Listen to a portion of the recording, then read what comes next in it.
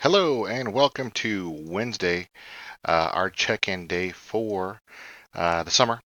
CNG 132, you should be covered at least at chapter 1, hopefully working your way into chapter 2.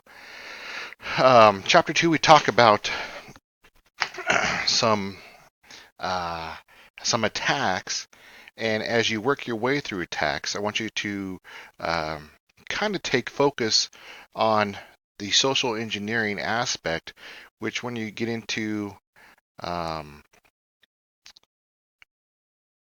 the content itself, you look at just why social engineering is so successful. It relates to a human element where we're social people, and even people, or even, uh, I guess, creatures of habit. And this is why social engineering is even so prominent today. So if you look up, what is that email during prints? I'm doing a search on the other screen. Um, Here we go. So here's one right here. Nigerian prince scam raking over 700,000 a year.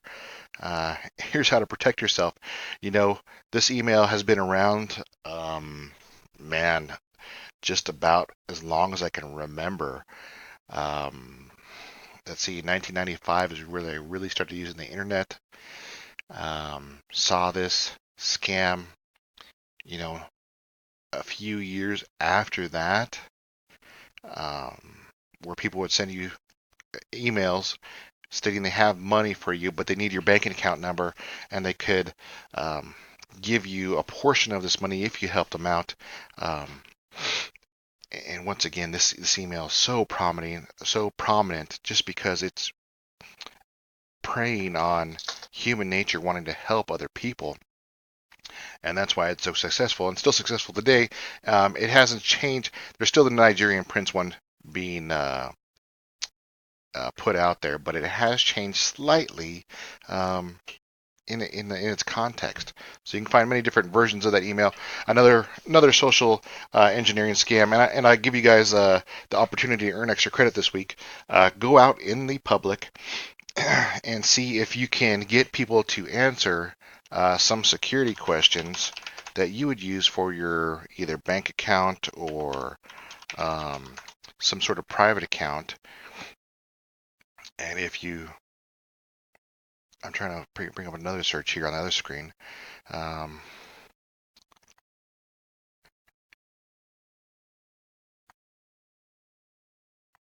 I didn't come up with a good one, but those security questions like, what was your first car? What was the name of your favorite pet? Um, and this will always surprise you that people are so willing to give out this information. I have a dog and took my dog to the dog park, and just to try it out, just to make sure that it was still just as easy. I saw a person went up and started talking, friendly conversation, and then said, "Oh, you know what? Um, your Schnauzer is my favorite type of dog. I used to have one when I grew up, and his name was Max." Fabricating the story, and and I asked the person, "Oh, is this your favorite type of dog?"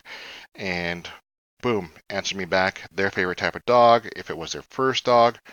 Um, then we started talking about other things. Um, Maiden's first, or was that mother's maiden name's kind of a tough one, but first car, high school they grew up with, the high school mascot, all questions that were easily given, I should say, given, because the participant gives you that information. Don't write it down. Make sure just to participate in it, speak in it. If you want to post that in discussions, I believe I have a extra credit discussion. I can make one. Extra credit discussion, post that stuff. You'll see just how easily people give that information, and just to show you as a reminder how easy it is when you go to any place where you're buying a product, or any sort of buying services, like the grocery store, or when you go to Dunkin' Donuts, and they ask you to, if you want to add something, that's them uh, using social engineering on you to get just a little bit more money from you, and it's very, very clever in how they do that. So I hope you're having a good week this week. I hope you're excited and having fun. Take part in this extra credit. You'll just, if you go out to a restaurant, getting your hair cut, make a trip to the park. Another student in the past went to a bar because it was hockey finals. I think they did it last spring, I think.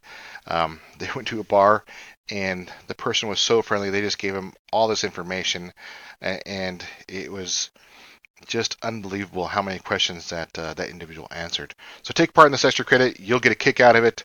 You'll see just how successful social engineering is. And I'll do one more check-in this week if you're having any. Oh, I did check my email, and I don't know if those accounts got created for the um, uh, free ISO that's needed for the class. Um, I will check. You should get an email at your student email because that's what I used. I used your student emails. So do check those. Get back to me if you don't have access yet. I do have tons of ISOs on my personal computer that I can loan out. There are keys associated with them, but the images themselves will expire in about 30 days. You can reach me at here's a cool tool. If you want to reach me directly, you can go to message alerts. If I highlight over it, it should show all the message I got. But do message alerts. On the left-hand side, there's going to be a pager. On the right-hand side, it's going to be email. You can choose either one of those to contact me, or you can go to eWolf, go in the class, and then send me an email. That way, that works. D2L is its own private environment, so there's no really interacting to the outside world through D2L. So make sure if you're sending emails to me, make sure to only send them from D2L to D2L, or send it from eWolf to my frontrange.edu account. Hope you guys are having fun. I'll do one more check-in over this weekend and get back to you guys.